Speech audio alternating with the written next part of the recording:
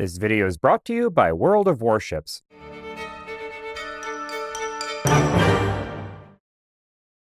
Hello everyone, and welcome to another video on our own devices. I'm Mei, and I'm here at the Royal Canadian Artillery Museum in Shiloh, Manitoba, having a look at an M1A1 or M116 Pack Howitzer.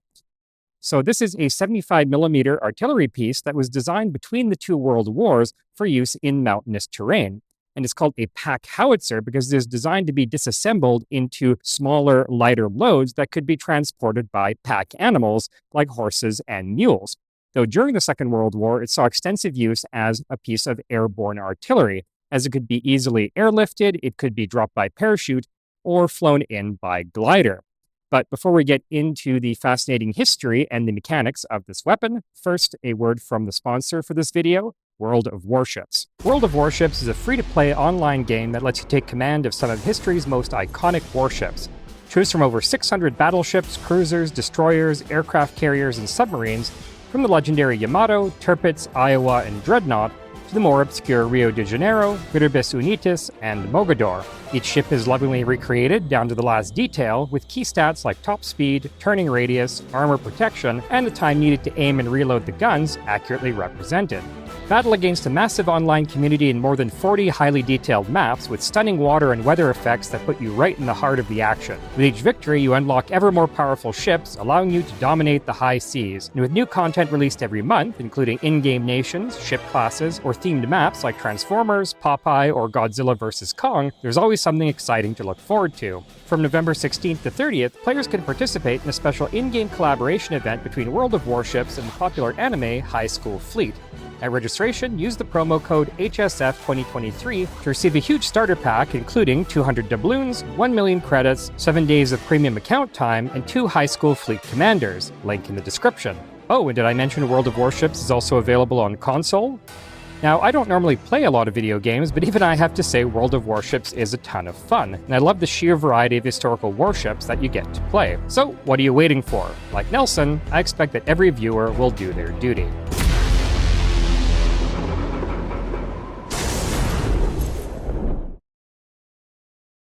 So development of the then M1 Pack Howitzer began in 1920, though it wasn't until 1927 that the design was finalized and officially adopted as the Howitzer 75mm Pack M1 on M1 carriage. Though due to military budget cuts during the 1930s, initial production of these was extremely slow, such that by 1940 only 91 had been produced.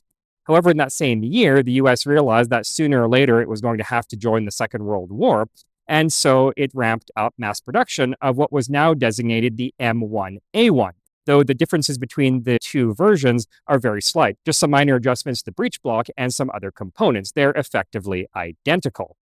So production of the M1A1 ended in December 1944 at 8,400 units. This is because in 1943, the M1A1 started being largely replaced in service by the more powerful 105mm M3 howitzer, though these still saw extensive use throughout the war. They're used by a number of American units, including the 10th Mountain Division in Burma and various Marine Corps artillery units in the Pacific Theater. They were sold to many allied nations, including China for use against the Japanese, to Yugoslav partisans for use against the Germans, and to the British, who mainly used them as airborne guns.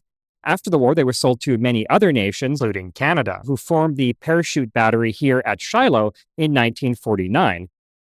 And they would use the M1A1 until 1956, when they replaced it with the M30 4.2-inch mortar, of which the museum actually has an example right over here.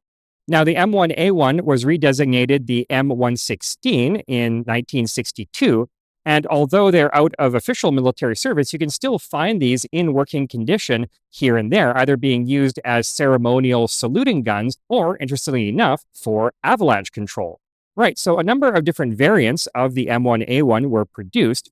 The initial variant, produced in 1927, used the M1 carriage, which had a box trail and wooden wheels with metal tires, so a very traditional design. And it was designed to break down into 7 different loads that could be carried by a pack animal. And these consisted of the gun barrel, the breech and the wheels, the top recoil sleigh and cradle, the bottom recoil sleigh and the recoil mechanism, the front trail, the rear trail and axle, and Pioneer tools.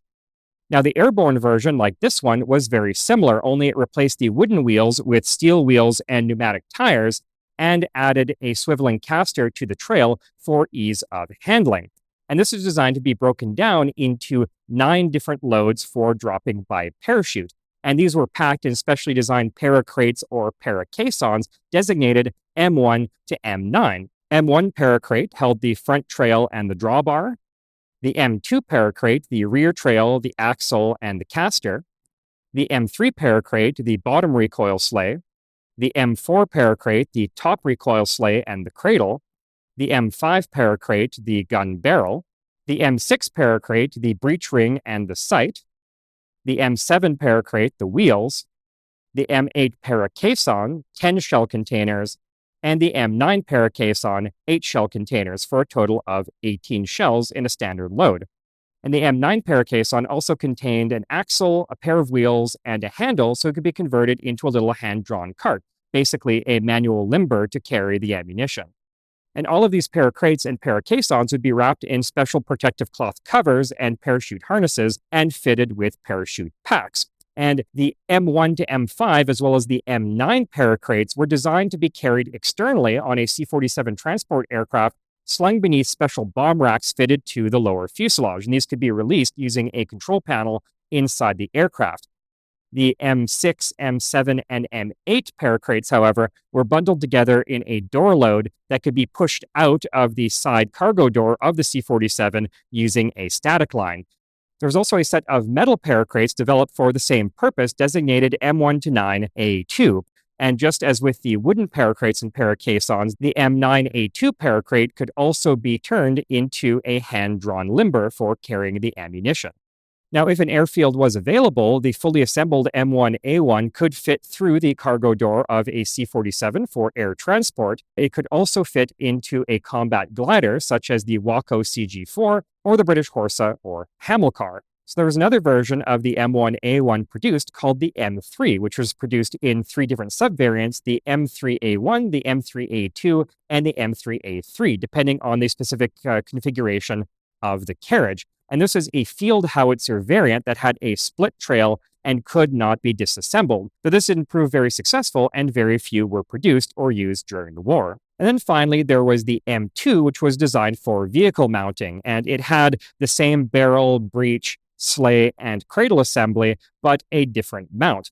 And these were mounted on 2 vehicles, the T30 howitzer motor carriage, which was a modification of the M3 half-track, and the M8 howitzer motor carriage, which was based on the M5 Stuart.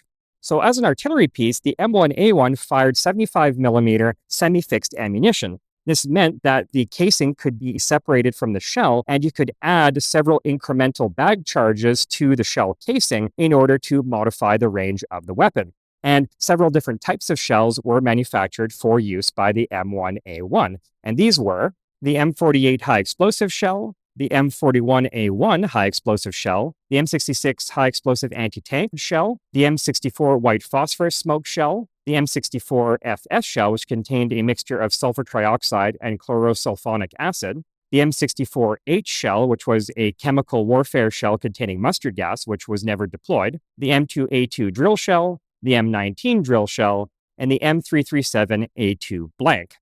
Now, overall, the M1A1 had a mass of 653 kilograms. It had a maximum range of around 8.7 kilometers and a rate of fire of 12 rounds per minute with a crew of 5 to 6. So in terms of controls, the M1A1 is about as basic as it gets. You have your elevation wheels here on the side. You have a mount for a sight. The breech is of the sliding block variety. So you basically pull this trigger here, pull the handle to the side, the block opens, you slam a shell in, and then close it back up. And the slot here is for the trigger, where you attach the firing lanyard, but this has been removed. And this is a continuous pull type igniter. And how this works is that the firing pin is normally in a retracted position. And when you pull on the lanyard, this is going to pull a trigger fork, which is going to push forward on the firing pin retaining collar and compress the mainspring. And when the spring is fully compressed, the fork at the end of its travel is going to release the sear and release the firing pin, which is going to spring forward and hit the primer on the shell casing. So when the gun recoils, this releases tension on the lanyard and the trigger fork and allows the firing pin to retract back to its original position. And the main advantage of this system is safety. So the firing pin is never cocked up until the point where you're actually pulling on the lanyard to fire the gun. So sort of like the double action system on a pistol, it takes a lot more force to actually fire the gun, and you're less likely to do so accidentally. Also, it prevents the firing pin from protruding when the breech is closed. So say if you have an interrupted screw breech that swings in and your firing pin is extended, you could accidentally set off the primer and have an out-of-battery detonation.